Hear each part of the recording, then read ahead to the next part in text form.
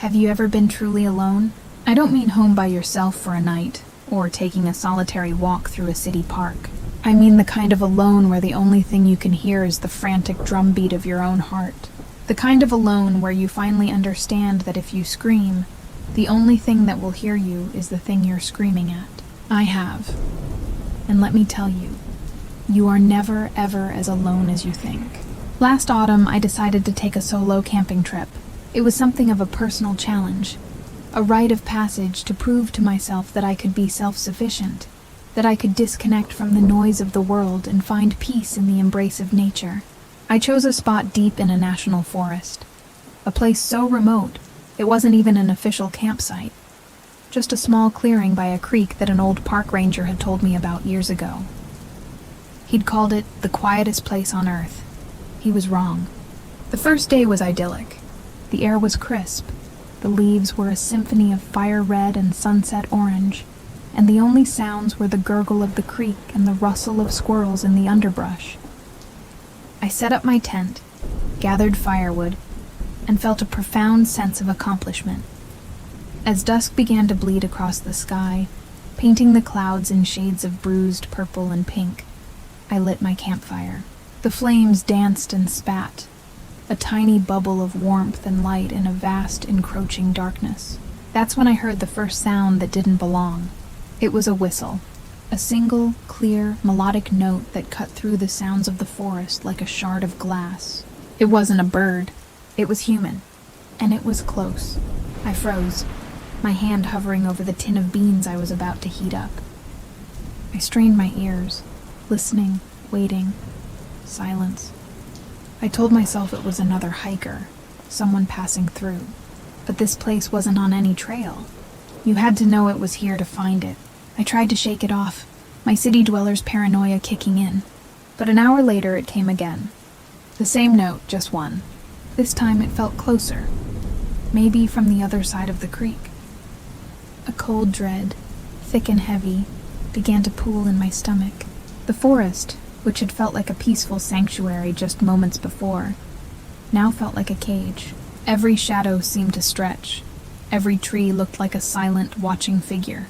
I abandoned my dinner, the hunger completely gone, replaced by a gnawing anxiety. I doused the fire, plunging my little clearing into almost total darkness.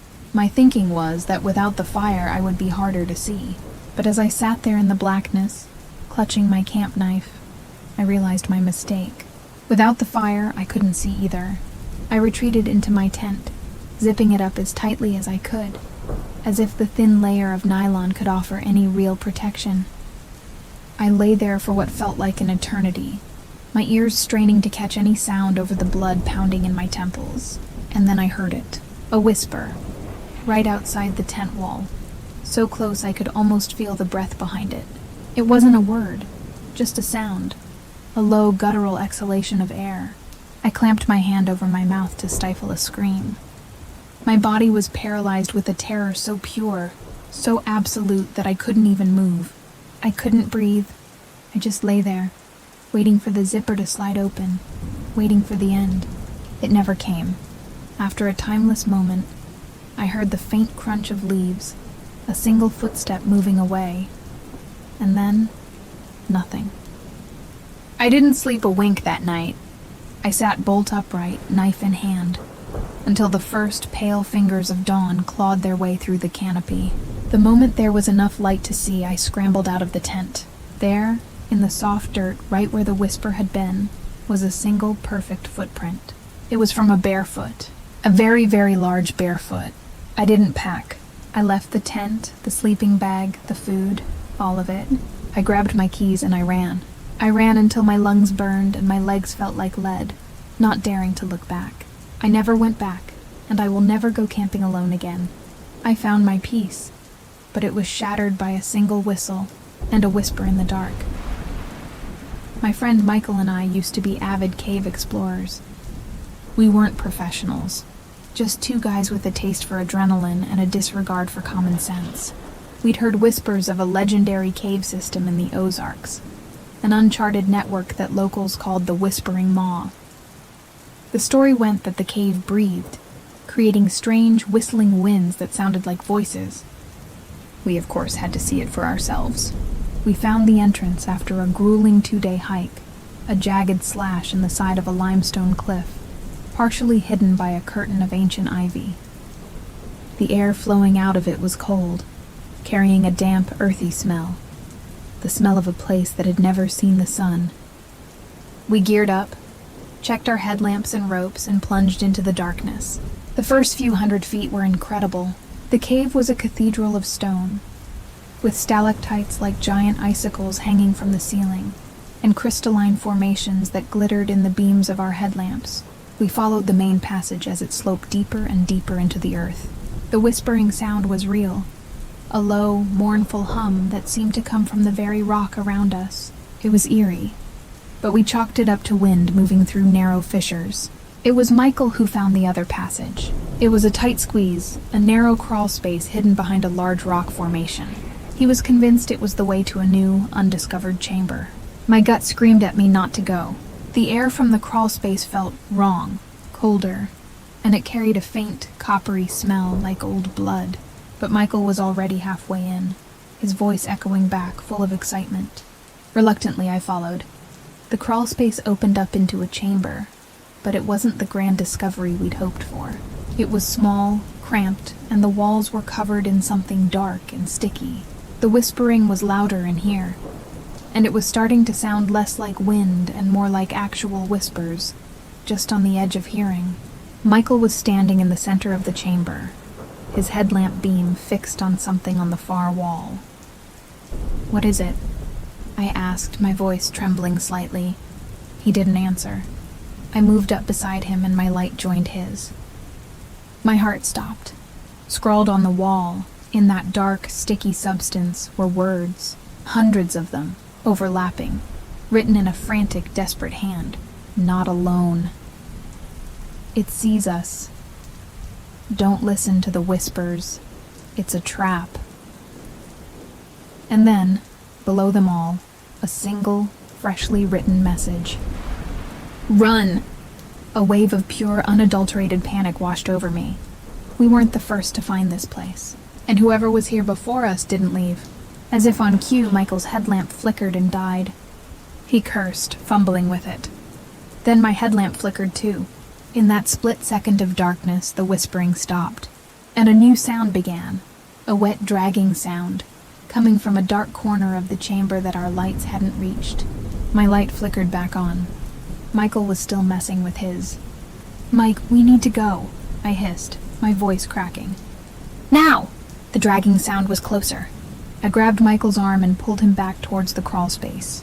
His headlamp finally sputtered back to life, and its beam swung wildly across the chamber, illuminating the source of the sound. It wasn't a what, it was a who. A man, or what was left of one.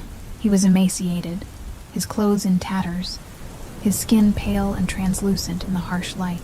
His eyes were wide, white orbs in the darkness, and his mouth was open in a silent scream. He wasn't the source of the dragging sound. He was what was being dragged. Something was holding his legs. Something huge and dark and shapeless, pulling him slowly, inexorably, back into the deeper darkness. We didn't wait to see what it was. We scrambled back through the crawl space. The man's silent, terrified face burned into my memory. We burst out into the main passage and ran, not looking back, the sound of the whispers now a cacophony of mocking laughter that seemed to chase us all the way back to the surface. We emerged into the sunlight, gasping, covered in mud and sweat, and a terror that I can still taste in the back of my throat. We never spoke of what we saw. We couldn't. How do you explain that the whispers in the cave weren't just the wind? How do you explain that something ancient and hungry lives in the dark places of the world, and that we were almost its next meal? Michael sold all his caving gear the next week. I haven't been in so much as a dark basement since. Some secrets should stay buried. The Whispering Maw has its secrets, and it's not done telling them. After my divorce, I bought a small used RV. My plan was to travel the country, to find myself, or at least lose the man I had become. I craved solitude, the kind you can only find on a long, empty highway with nothing but the horizon in front of you. For months it was perfect. I saw sunsets over the Grand Canyon and dawns in the Smoky Mountains. I was healing. Then I drove through the Nevada desert. I pulled off onto a dirt road, miles from anywhere, to spend the night. The desert at night is a magical place. The sky is a spill of diamond dust. So clear you feel like you could reach out and touch the stars. I sat outside my RV, soaking in the profound silence, feeling smaller and more connected to the universe than ever before. The silence was broken by the sound of an engine. I watched as a pair of headlights appeared in the distance, bouncing along the same dirt road I'd taken. A beat-up, rusty old pickup truck pulled up about 100 yards away and killed its engine.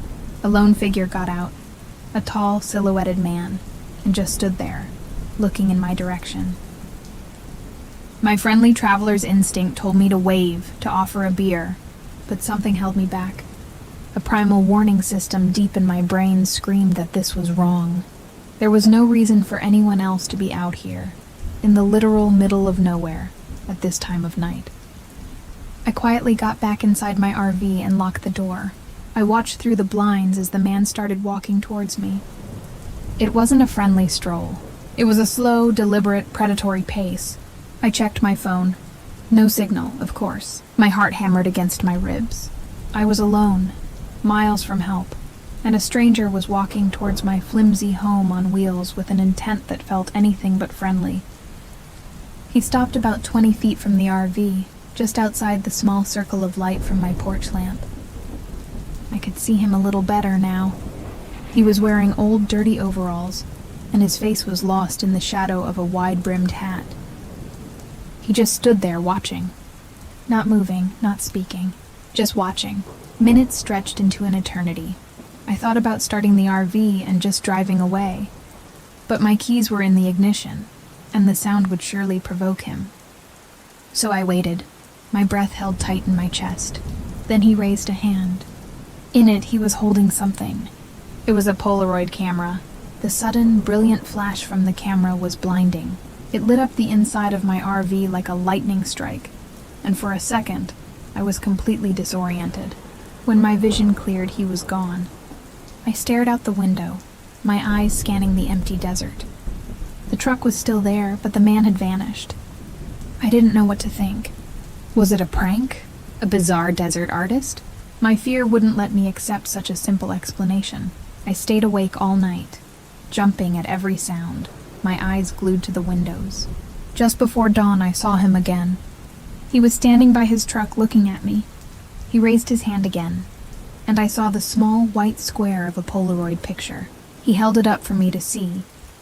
Then he placed it carefully on the hood of his truck, got in, and drove away, disappearing in a cloud of dust. Curiosity, or maybe stupidity, got the better of me. After I was sure he was long gone, I got out of the RV and walked over to his truck. The Polaroid was still there, face down on the dusty hood. My hand trembled as I picked it up and turned it over. It was a picture of me, taken through the window of my RV. In the photo, I was sleeping in my bed, and standing over me, inside the RV, was the man in the overalls, his face finally visible in the flash. It was a nightmarish, leering grin. He hadn't just been outside my RV. He had been inside. I don't know how he got in. I don't know what he did while he was in there. I don't know what he would have done if I had woken up. I got back in my RV and I drove. I didn't stop until I hit the California border. I sold the RV a week later. I don't travel anymore. Some nights, when I close my eyes, I can still see the flash of that camera, and I wonder how many other pictures he has. There's a stretch of the Appalachian Trail in northern Georgia that's notoriously rugged. My sister Chloe and I decided to tackle it one summer. We were both experienced hikers, and we were looking forward to the challenge. We planned a 5-day trip, packing light and moving fast. The first 2 days were tough but rewarding. The views were breathtaking, and the trail was completely deserted. We didn't see another soul. On the third night, we made camp near a waterfall. The sound of the rushing water was supposed to be soothing, but that night, it just felt like it was hiding other sounds. We were sitting by our small fire when Chloe suddenly grabbed my arm. "Did you hear that?" she whispered. I listened. Over the roar of the waterfall, I could just make out a faint sound, It was music, a tinny, off-key melody, like an old music box. It was coming from somewhere deep in the woods. We looked at each other, our faces illuminated by the flickering firelight, a shared look of confusion and unease. The music played for a few minutes, the same short, repetitive tune, and then it stopped as abruptly as it had begun. We tried to rationalize it. Maybe it was another camper with a radio, but the sound was so strange, so out of place. We went to bed that night feeling watched. The next morning, as we were packing up, I noticed something tied to a tree branch just at the edge of our campsite. It was a small, crudely made cornhusk doll. It was dressed in a scrap of red cloth, and its face was drawn on with what looked like charcoal. It hadn't been there when we set up camp. A chill ran down my spine. This was a message. Someone had been here watching us while we slept. Chloe was freaked out. She wanted to turn back. I argued that we were closer to the end of the trail than the beginning, and that it was probably just some local prankster. I convinced her to keep going, a decision I will regret for the rest of my life. The rest of the day was filled with a tense, oppressive silence. We walked faster, constantly looking over our shoulders. Every snap of a twig, every rustle of leaves sent a jolt of fear through us. That night we didn't build a fire. We ate our food cold and huddled together in our tent as darkness fell. The music started again, closer this time. It was the same haunting melody, and it seemed to be circling our tent. We could hear soft footsteps in the leaves, keeping time with the music. We were being toyed with, stalked like prey. Chloe was crying silently beside me, and I was holding a can of bear spray so tightly my knuckles were white. The music stopped and the footsteps faded away. We lay there in the suffocating darkness, waiting. Then we heard a new sound, a soft, scratching sound on the outside of the tent. It started at the bottom and slowly, deliberately, moved upwards, like a fingernail being dragged along the fabric. It went all the way around the tent, once, twice. We were trapped. Then, a voice, a high-pitched, childish whisper, right next to my head. "Can I come in?" I have never known a fear like that. It was a cold alien thing that bypassed my brain and went straight for my soul. Chloe screamed, a raw, terrified sound. At the same time, I yelled at the top of my lungs, "Get away from us!" and blasted the bear spray at the spot on the tent where the voice had come from. There was a shocked gasp, a choking sound, and then the sound of someone crashing away through the underbrush. We didn't sleep. We didn't talk. We just sat there shaking until the sun came up. In the morning, there was another doll hanging from the tent zipper. This one was wearing a scrap of blue cloth, the same color as Chloe's jacket. And its face, drawn in charcoal, was a twisted, angry scowl. We abandoned everything and ran. We ran the last 10 miles of the trail in a state of pure, adrenaline-fueled terror. We didn't stop until we reached the parking lot and threw ourselves into our car. The official story is that it was probably a local hermit, someone mentally disturbed who lives in the woods. But I don't believe that. The voice I heard wasn't human. It was too old, too cold. There are things in those ancient mountains that we don't understand. Things that have been there long before the trails were cut, and will be there long after we are gone. And they don't like trespassers. My final story is not about the woods, or a cave, or a desert. It's about the water. My grandfather left me his small fishing boat when he passed away. I used to spend my summers on it with him, out on the Great Lakes. After he was gone, I decided to take it out for one last trip, a solo journey across Lake Michigan in his memory. It was late autumn, and the lake was already turning cold and hostile. The sky was a permanent sheet of gray, and the water was the color of lead. I was about halfway across, completely out of sight of land, when the fog rolled in. It came suddenly, a thick white wall that swallowed the world. I was enveloped in a silent gray emptiness. I couldn't see the bow of my own boat. I cut the engine, the sudden silence deafening. I was adrift in a sea of nothing. I checked my GPS. It was dead. My compass was spinning uselessly. I was lost. I tried to stay calm, telling myself the fog would lift. I made a cup of coffee and waited. Hours passed. The fog didn't lift. It seemed to get thicker, pressing in on the small boat. The silence was absolute. No waves, no wind, no gulls. It was like being in a sensory deprivation tank. Then I heard a bell, a single, mournful toll coming from somewhere out in the fog. It was a foghorn's bell from another ship. I felt a wave of relief. I wasn't alone. I yelled out, "Hello! Is anyone there?" The only answer was another toll of the bell, closer this time. I could hear the creak of rigging, the groan of old wood. A ship was approaching. I kept yelling, trying to guide them to me. A shape began to emerge from the fog. It was a massive old schooner, with tall masts and tattered sails. It was completely silent, except for that tolling bell. It looked like a ghost ship, a relic from another century. It glided past my small boat, so close I could have reached out and touched its weathered hull. There was no one on deck, no lights in the portholes. It was completely deserted. As it passed, a wave of cold washed over me, a chill that had nothing to do with the autumn air. It was a feeling of immense sadness, of profound, endless despair. The ship disappeared back into the fog, and the sound of its bell faded away. I was alone again, but the silence felt different now. It felt heavy, full of sorrow. I sat there for what felt like a lifetime. The ghostly image of the schooner burned into my mind. Just as I was beginning to think I would die out there, I saw a light, a faint flickering light in the distance. The fog was beginning to thin. I started the engine and headed towards it. It was the light of a lighthouse, on an island I didn't recognize. I guided the boat into a small rocky harbor and tied up at a decaying wooden dock. The island was small, dominated by the tall stone lighthouse. A small cottage was attached to its base. A light was on inside. Exhausted and relieved, I walked up to the cottage and knocked on the door. It was opened by an old man with a long white beard and eyes the color of the stormy sea. He looked at me, his expression unreadable. "You saw it too, then," he said, his voice a low rumble. The grief, that's what he called it. The ghost ship. He told me it was a ship that had gone down in a storm over a century ago, with all hands lost. It appears only in the thickest fog, a silent harbinger of sorrow. He said those who see it are often lost to the lake, their own despair pulling them down into the cold, dark water. I stayed with the lighthouse keeper for 2 days until the fog finally lifted and a Coast Guard patrol found me. He never told me his name and I never asked. When the Coast Guard asked me where I'd been, I told them I'd been adrift. When I tried to point out the island on their charts, it wasn't there. There was no island, no lighthouse, no old man. It was just empty water. I don't know what I saw out there on the lake.